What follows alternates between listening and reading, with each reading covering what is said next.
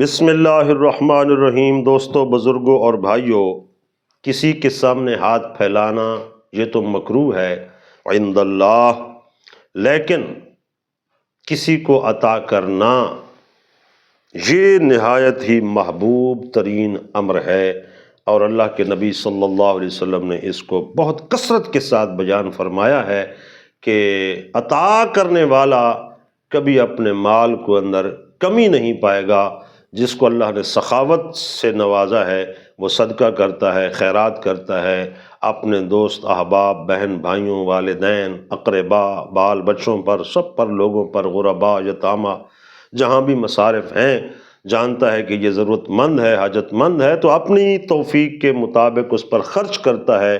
تو اس کے متعلق اللہ کے نبی صلی اللہ علیہ وسلم نے فرمایا السخی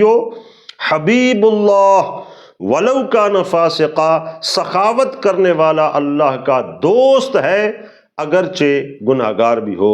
والبخیل عدو اللہ ولو کان زاہدا، اور فرمایا کہ جو بخل کرنے والا ہے، جو اپنے مال کو چھپاتا ہے،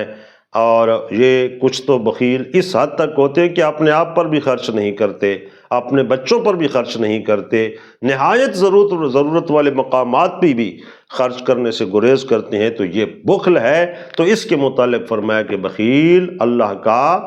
دشمن ہے اگرچہ زاہد و نیکوکار ہی کیوں نہ ہو۔ تو اس لیے دوستو، حدیث پاک ہمیں کیا کہتی ہے کہ صدقہ کرو،